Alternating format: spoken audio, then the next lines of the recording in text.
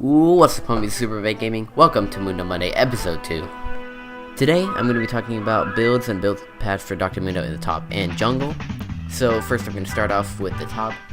So the main starter item that you're going to start with Mundo is going to be the Dorn Shield. That's what the majority of people take, and it's really good for early levels because it gives you 1.2 health regen with its passive, and it helps you CS a bit better with its other passive, and then you also take a health potion alongside this. But my favorite starter item are the rejuvenation beads, 3 of them, and a health potion, or you can grab 2 and then refillable potion or something like that.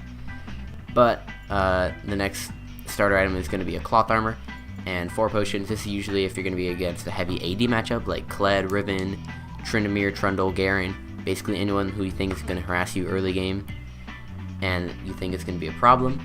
And the difference between the Dorn Shield and the rejuvenation beads is that the Dorn Shield only gives you early health regeneration, but this one scales a bit better towards like level 6, 7, and 8, but especially level 5 and 4 as well, while this one is more for just level 1s to maybe 3. And then your jungle starters are going to be either a Hunter's Machete or a Hunter's Talisman. Your Hunter's Machete is usually going to be if you put a point into your E at level 2, and that's also going to be with 3 health potions or a refillable potion. And then you can also take a Hunter's Talisman with 3 health potions and a refillable potion. So this one is going to be if you're going to be autoing a lot more, which is why you would want the lifesteal. And this one just gives you bonus health for damaging a monster. So in the top lane, your first back is usually going to try to be building into a Spirit Visage. So that's why you're going to have your Spectre's Cowl or a Kindle Gem or a Ruby Crystal. Usually you want to take boots because it just helps you a lot with your mobility, and especially when you're ulting and you're running it down mid at Mach 5, it helps you a lot. Another thing is that you might also want to take a Bramble Vest if you're against a heavy AD matchup like Trundle, Tryndamere, Garen, etc. And then Bammy Cinder is also really good because it helps you with CSing. It helps you do more damage with your W. And then your first back in the jungle is if you took Hunter's Machete, you're going to go Hunter's Talisman, and then vice versa. You want to try to go for Boots of Speed, because those are usually just really good for clearing the jungle. It helps you clear a lot faster. And then you can go Blue Smite, Red Smite, or No Smite. This one's usually better in higher elos because the warding is more important. But then, of course, Blue Smite is just if you want to chase people down, and this one is just if you want to do more damage to them alongside your teammates. And then you're also going to have your Bammy Cinder and your Ruby Crystal. Your Ruby Crystal is just going to be a bunch of health, and then Bammy Cinder is going to help you a lot with your clear. But you usually want to take one of these first. Your boot options are either going to be Merc Treads, Ninja Tabby, Swifties, or a Berserker Greaves. So you're going to want to take your Merc Treads if they have AP or if they have a lot of CC.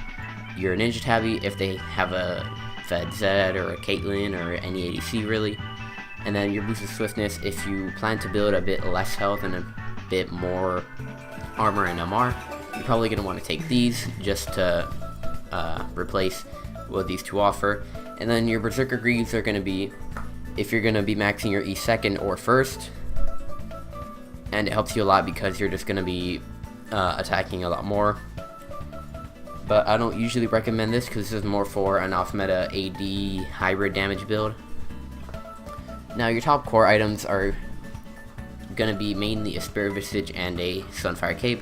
Spirit Visage I think is more important because you regen a lot more with your ulti and you heal more than you take out with your Q whenever you throw a cleaver and kill something, or even if you just throw a cleaver and hit something.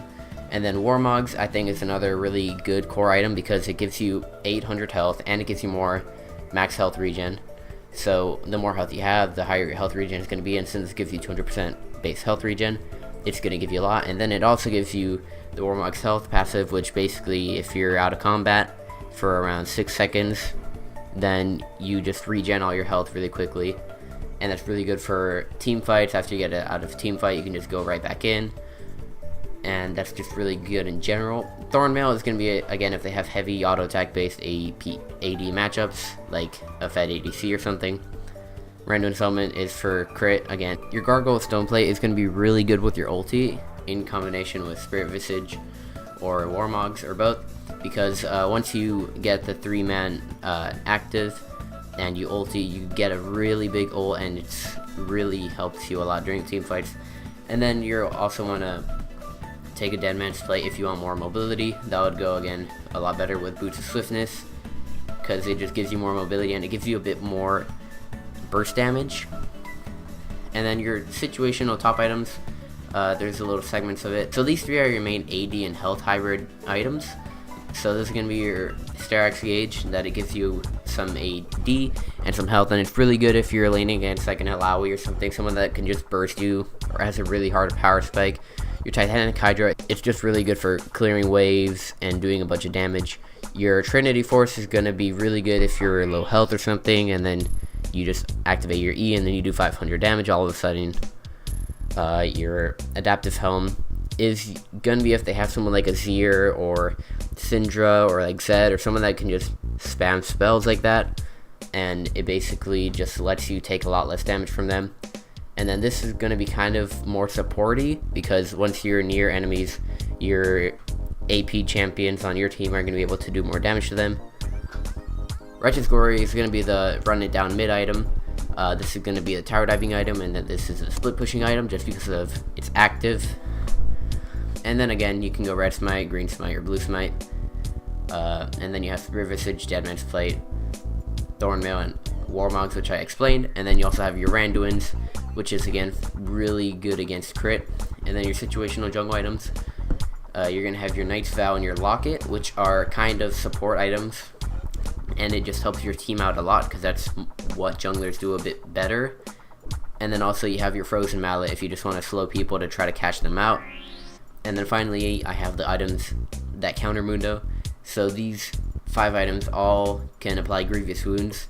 This is probably the biggest counter, because if you're against a Tryndamere or something, he can just back and then buy this 800 gold Executioner's Calling, and every time they auto you or do physical damage, so like a Tryndamere or any ability that scales off of solely AD will do physical damage.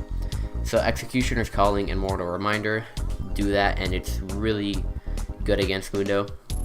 And then if you're low, Morthanomicon is kind of going to be the death of you, because you're going to want to be ulting, and this isn't going to let you ult because it's just going to deny all the healing you get from it.